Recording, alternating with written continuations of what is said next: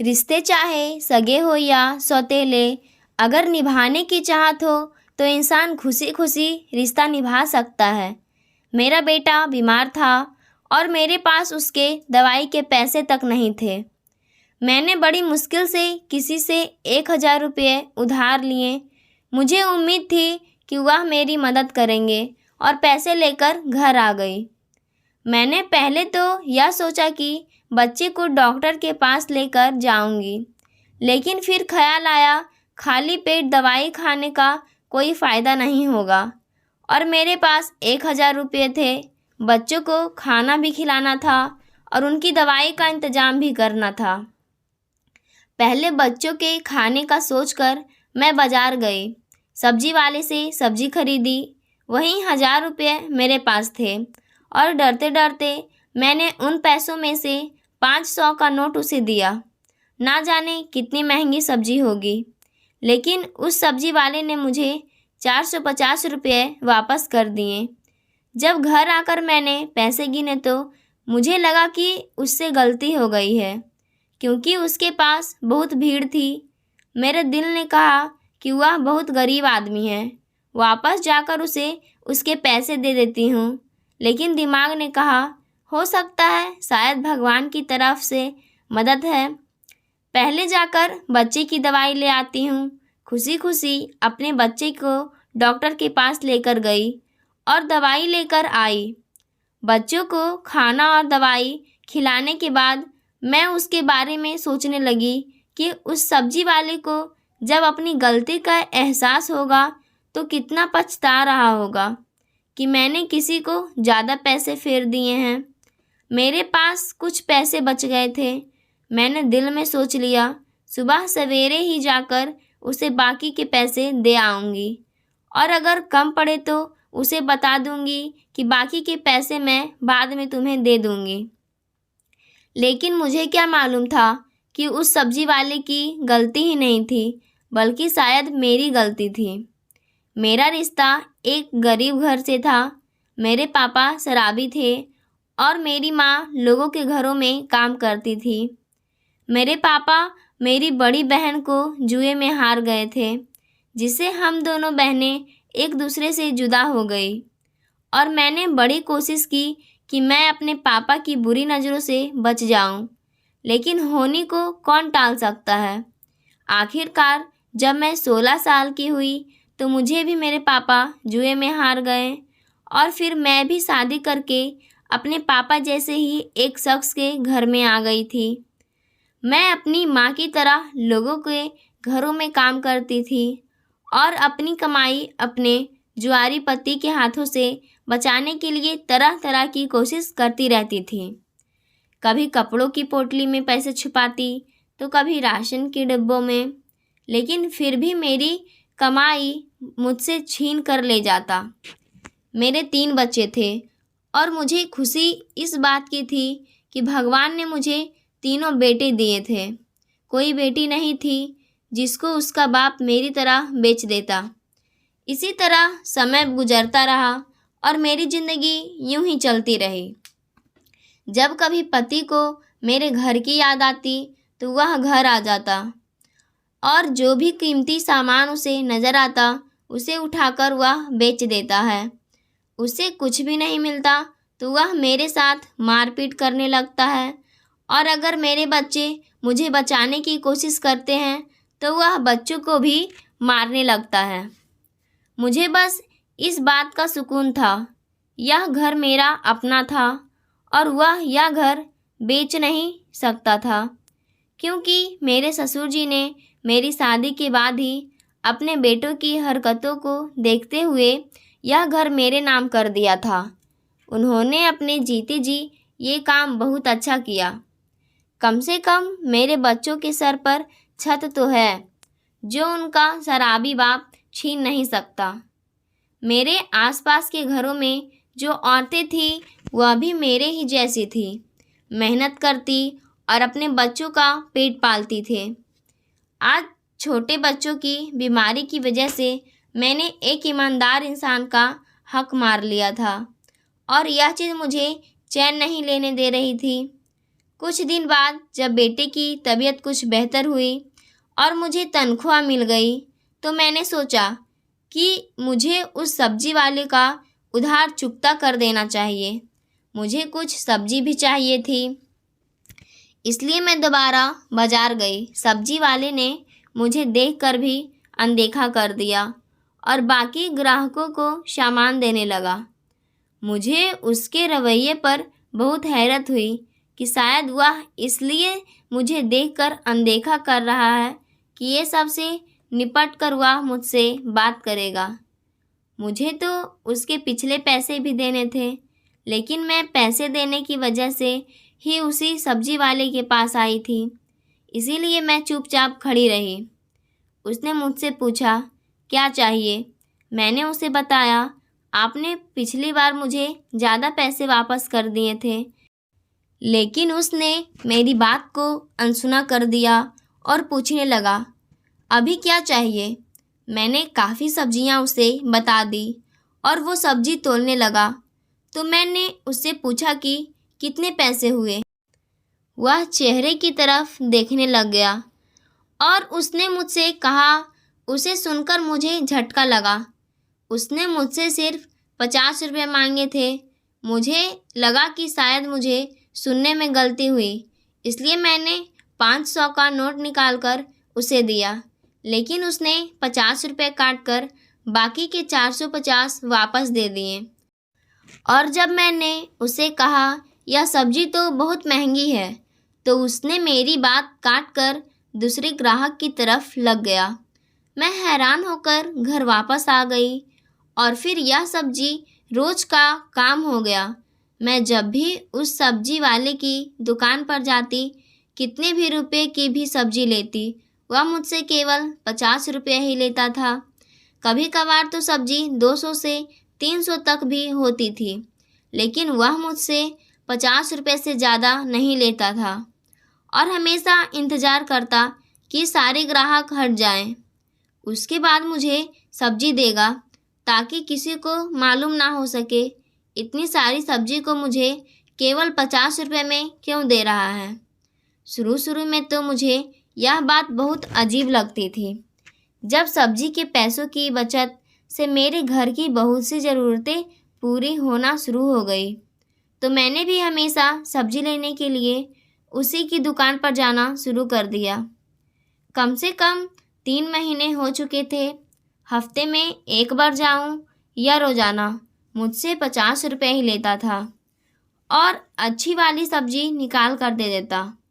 मैंने अपने आसपास मौजूद किसी को भी इस बारे में नहीं बताया था, क्योंकि वह किसी को भी सबसे कम पैसों में सब्जी नहीं देता था और मैं कोशिश करती कि बार बार उसके पैसे ही सब्जी लेने जाऊं, लेकिन उसके बचे हुए पैसों से मैंने अपनी ज़रूरत पूरी करना शुरू कर दी थी और मैंने अपने एक बेटे को सरकारी स्कूल में भी पढ़ने के लिए डाल दिया था। इसलिए मुझे सब्जी इसी से ही लेनी पड़ती, क्योंकि किसी और दुकान से लेने में मुझे सारे पैसे देने पड़ते जो कि मैं नहीं दे सकती थी। मैं हमेशा यह सोच कर जाती कि ज़रूर पूछूंगी क्या मामला है और वह मुझे यह सबसे कम पैसों में क्यों देता है, लेकिन उसके लिए ज़रूरी था कि उसकी दुकान पर कोई ग्राहक ना हो। लेकिन जब भी मैं जाती उसकी दुकान पर ग्राहक होते थे। कभी मेरी सब्जी खरीदने के दौरान आ जाते हैं तो कभी पहले से ही मौजूद होते थे। मुझसे बात करने का मौका नहीं मिलता था। इस सारे मामले में उसका कोई गलत मकसद नहीं था। अगर होता तो मैं एक औरत थी, मुझे अंदाज़ा हो जाता, क्योंकि वह मुझे नज़र उठाकर भी नहीं देखता था, बल्कि वह किसी औरत को नज़र भरकर भी नहीं देखता था। और यह बात उसके शराफत की दलील थी। सवाल यह था कि अगर वह मेरी गरीबी की वजह से तरस खाकर मेरी मदद करना चाहता है, तो ऐसे तो बहुत लोग थे जिनको मदद की ज़रूरत थी। कुछ लोग तो ऐसे भी थे जो 2-3 दिन तक भूखे रहते थे। तो उन लोगों की मदद क्यों नहीं करता, मेरी मदद क्यों करता है? यह बात मुझे सोचने पर मजबूर करती थी और मेरे हर सवाल का सिर्फ सब्जी वाले के पास ही जवाब था। लेकिन मुझे उससे बात करने का मौका नहीं मिल रहा था। एक दिन जिस घर में मैं काम करती थी वहाँ पर कोई बहुत बड़ी दावत थी। मालकिन ने मुझे कहा कि बाजार में सब्जी ले आओ और राम सिंह की मदद करो। मेरे कदम खुद ब खुद उस दुकान की तरफ बढ़ने लगे। मैंने सोच लिया कि आज तो अच्छी खासी सब्जी चाहिए, जो कम से कम भी तो 3,000 की होंगी। आज सब्जी वाला क्या करेगा? मैंने सब्जी तुलवाई तो उसके चेहरे पर हैरत नजर आई, लेकिन उसने फिर भी खामोशी से सब्जी तोलना शुरू कर दिया। और जब पैसों की बारी आई तो मैंने उसके हाथ में रुपये 5,000 दे दिए, जो मुझे मालकिन ने दिए थे। लेकिन हमेशा की तरह जब उसने इन 5,000 में 50 रुपये काट कर बाकी रकम मुझे वापस करने लगा तो मैंने उससे कहा कि मैं यह सब्जी अपनी मालकिन के लिए लेकर जा रही हूँ। उसके हैरान चेहरे पर मुस्कुराहट आ गई और उसने सारी सब्जी के पैसे काट कर मुझे 2,000 रुपये वापस कर दिए। तो मुझे यकीन हो गया कि वह सिर्फ मुझे ही सबसे कम पैसों में सब्जी देता है। उसकी दुकान पर उस समय भी कुछ ग्राहक मौजूद थे, इसीलिए मैं उससे सवाल नहीं कर पाई। उस दिन तो मैं सारा दिन दावत में लगी रही और उससे अगले 2 दिन तक मुझे टाइम नहीं मिल पाया कि मैं सब्जी वाले की दुकान तक जाऊं। कुछ दिनों के बाद जब मैं उसकी दुकान पर गई तो उसके साथ एक लड़का भी मौजूद था और वहाँ पर काम कर रहा था। और हमेशा की तरह आज भी उसने मुझे 50 रुपये में सब्जी दी। लेकिन उस लड़की की वजह से मैं कोई सवाल नहीं कर सकती। कुछ दिनों बाद मैं दोबारा दुकान पर गई तो सिर्फ वही लड़का था और वो आदमी दुकान पर मौजूद नहीं था। मैं कम पैसों में सब्जी लेने की आदी हो चुकी थी। मुझे हैरत हुई जब लड़के ने भी मुझे सारी सब्जियां 50 रुपये में ही दे दी। मैंने जब उस लड़के से सवाल किया तो उसने मुझसे 50 रुपये में इतनी सब्जियां क्यों दी? तो उसने बताया कि यह बात तो कुछ समझ नहीं आ रही है। उसकी दुकान के मालिक ने उसे यह बात क्यों कही थी, क्योंकि वह तो सिर्फ मालिक का कहना पूरा कर रहा था। दुकान के मालिक ने उससे कहा था कि जब भी मैं यहाँ किसी भी समय कोई भी चीज़ लूँ तो 50 रुपये लेना। मैंने आज भी बहुत सारी सब्जियाँ ली। उसकी कीमत 300 रुपये है, लेकिन उसने मुझसे 50 रुपये लिए। मैंने उससे पूछा कि तुम्हारा मालिक कब आएगा, तो इस पर उसने कोई जवाब नहीं दिया। अब तो मैं और भी ज़्यादा हैरत में पड़ गई थी और मुझे अपने सवालों के जवाब भी चाहिए थे। अब तो मुझे यह बात नामुमकिन से लगने लगी थी, क्योंकि अक्सर दुकान पर लड़का रहा करता था और वह सब्जी वाला खुद नहीं होता था। सब्जी तो मुझे वैसे ही मिल रही थी और अच्छी ही मिल रही थी, लेकिन मुझे मेरे सवालों के जवाब नहीं मिल रहे थे। उन दिनों यह हुआ था कि मेरे दोनों बड़े बेटे स्कूल जाना शुरू कर दिए थे और मुझे अच्छे भविष्य की उम्मीद नज़र आ रही थी। और यह सब कुछ कम कीमत में सब्जी लेने की वजह से ही मुमकिन हुआ था, क्योंकि उससे पहले तो मैं सिर्फ बच्चों के 2 वक्त की रोटी पर पूरी करने के लिए सोचती रहती थी। लेकिन जब मेरे पास बचत के कुछ पैसे आना शुरू हुए तो मैंने उनकी पढ़ाई के लिए भी सोचना शुरू कर दिया था। अब मुझे कुछ उम्मीद नज़र आ रही थी कि मेरे बच्चे पढ़ लिख कर किसी मुकाम पर पहुंच जाएंगे और शायद मेरी जिल्लत भरी ज़िंदगी अब ख़त्म हो जाएगी। जब यह सिलसिला चल पड़ा तो मैं ज़्यादा पढ़ी लिखी नहीं थी, लेकिन मैं थोड़ा बहुत हिंदी पढ़ लेती थी। इसलिए मैंने अपने हिसाब से सब्जी का हिसाब लिखना शुरू कर दिया, और वह इसलिए कि मेरे दिल में ख्याल था कि कभी ज़िंदगी में मेरे पास इतने पैसे हुए तो एक बार में ही चुका दूंगी। और मैंने ये बात अपने बच्चों को भी नहीं बताई थी, क्योंकि बच्चे बात करते हुए अपने दोस्तों से कह देते तो मेरे लिए मुश्किलें खड़ी हो जाती। सबसे पहली बात मेरे किरदार पर आ जाती, और मैं गरीब ज़रूर थी लेकिन बकिरदार नहीं थी। लेकिन यह बात तो कोई ना समझता, और सब मुझसे सवाल करने लगते हैं कि वह इतने कम पैसों में तुम्हें सब्जी क्यों देता था। अब मामले को लगभग 7 महीने हो चुके थे और अभी तक मैं पता नहीं कर सकी थी, और आखिरकार एक दिन मुझे मौका मिल ही गया। शाम को देर से काम पर से आ रही थी, इसलिए सब्जी लेने में देर हो गई। उस वक्त वह लड़का भी मौजूद नहीं था और कोई ग्राहक भी नहीं था। मैंने जाते ही उससे सवाल कर लिया कि तुम यह सब्जी 50 रुपये में ही क्यों देते हो, और इसकी वजह क्या है कि तुम मेरी इस तरह से मदद करते हो। तो उसने मुझसे कहा कि मुझे सिर्फ एक बात बताओ कि क्या इस वजह से तुम्हारी किसी तरह की मदद हो सकती है। तो मैंने उसे बताया कि मैंने अपने दोनों बच्चों का स्कूल में एडमिशन करा दिया है और घर की बहुत सी छोटी मोटी चीज़ें मैंने ले ली है जो पति की नज़र से बचा कर रखी है। उसने कहा कि मैं यही चाहता था कि तुम्हारी मदद हो जाए। आज तक मैंने तुम्हारी तरफ गलत नज़र से कभी नहीं देखा, और यह बात तुम भी जानती हो।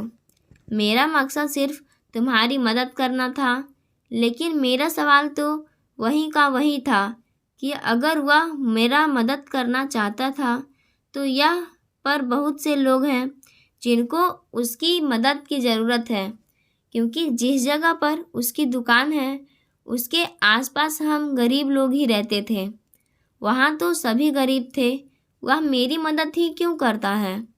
जब मैंने यह सवाल किया तो वह घबरा गया और रोकर कहने लगा कि आपके सवाल का जवाब तो मेरे पास है, लेकिन मैं देना नहीं चाहता। मैंने जब उसे जिद की मेरे सवाल का जवाब दे, नहीं तो मैं उसे सब्जी नहीं लूँगी, तो वह और ज़्यादा परेशान हो गया। उसने मुझसे वादा लिया कि वह मुझे मेरे हर सवाल का जवाब देगा, लेकिन सब्जी हमेशा मैं उसी की दुकान से लूँगी। मैंने उससे वादा कर लिया तो उसने कहा कि कल शाम के बाद मैं उसके घर पर आ जाऊँ। मुझे मेरे घर सवाल का जवाब वहीं पर देगा, लेकिन मैं उसके घर नहीं जाना चाहती थी। उसने जल्दी जल्दी मुझे अपने घर का पता बताया और मैं उसके घर आने से इनकार करने ही वाली थी कि मुझे सारे सवालों का जवाब इधर ही दे दे। लेकिन उस वक्त दुकान पर एक और आदमी आ गया है और मुझे खामोश होना पड़ा।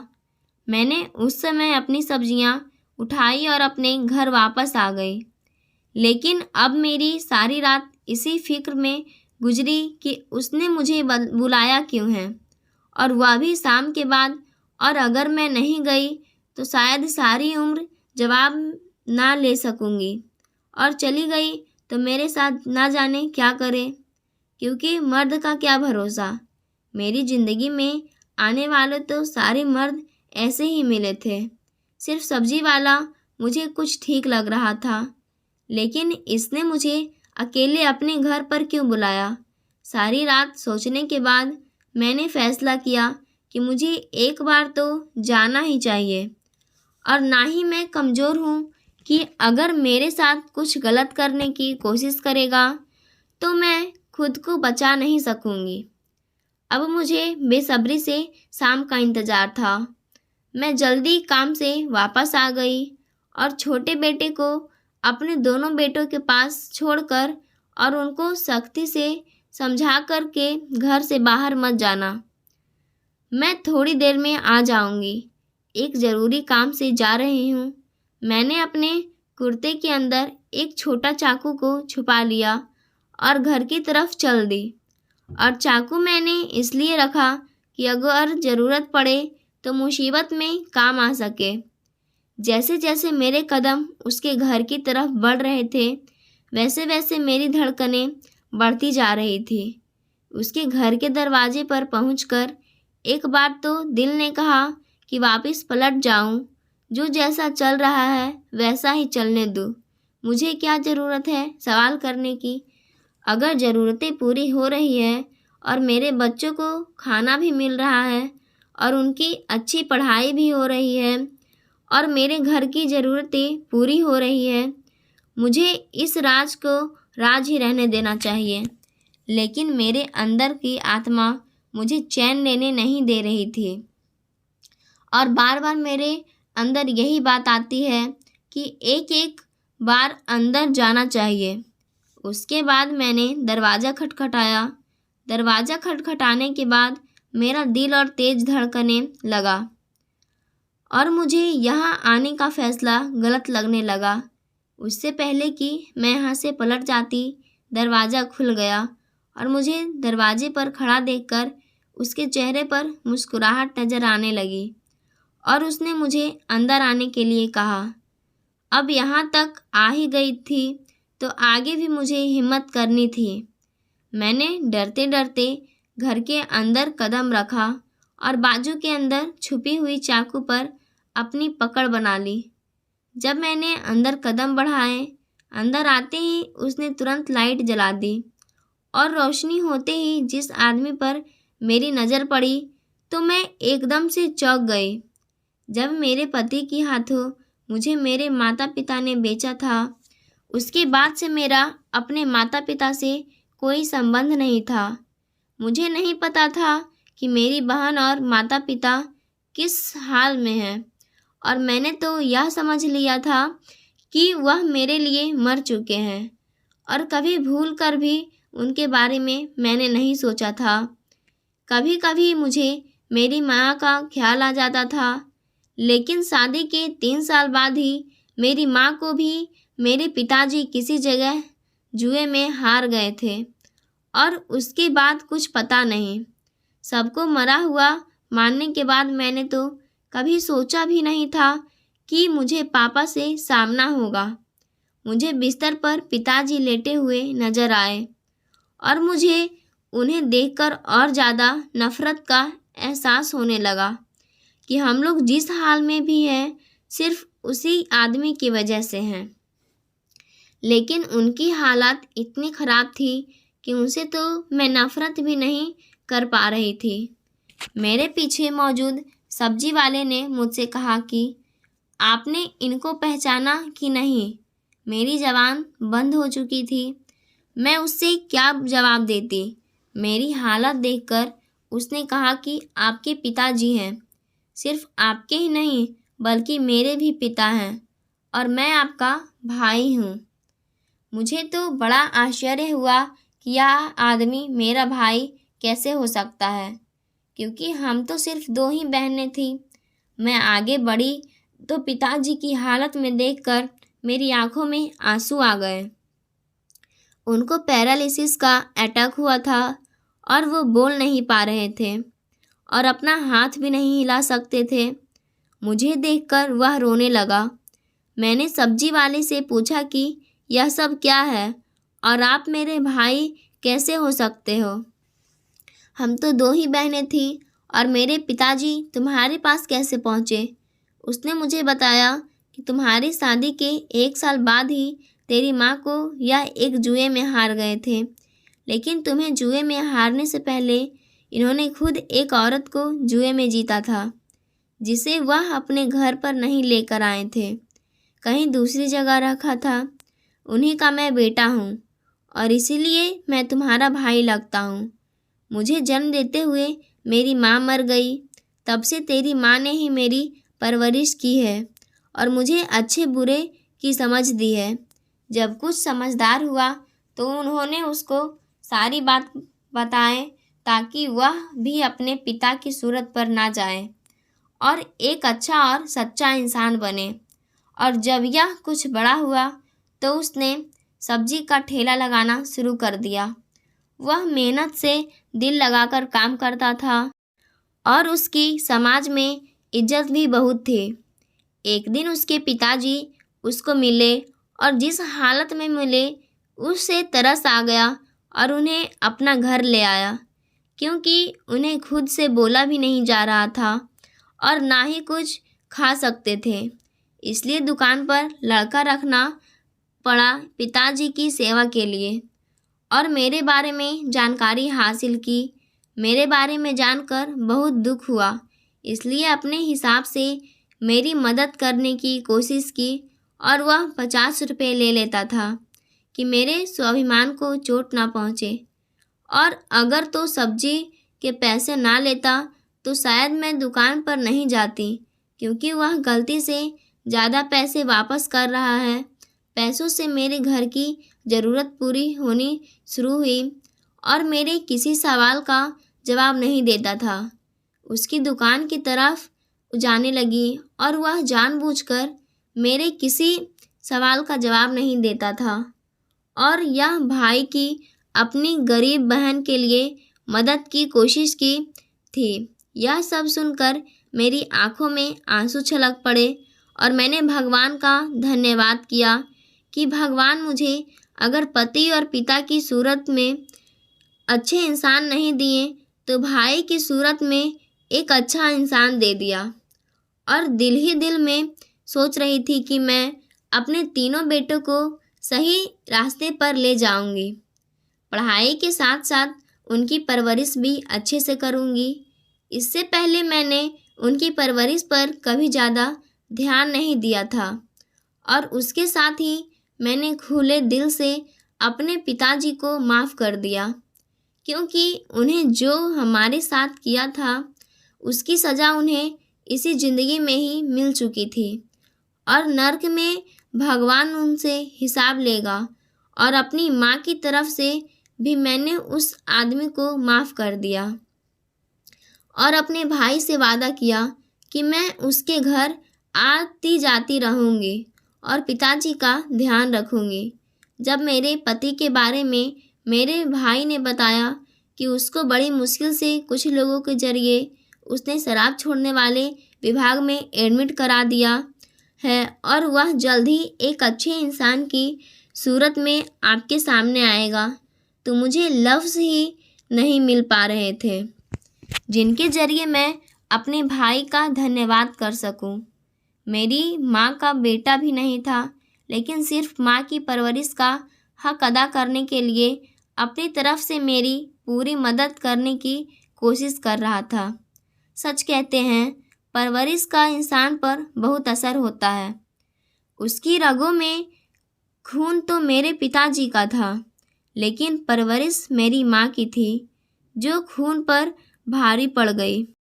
दोस्तों, हमारी कहानी पसंद आई हो तो लाइक और सब्सक्राइब करके जाइएगा। धन्यवाद।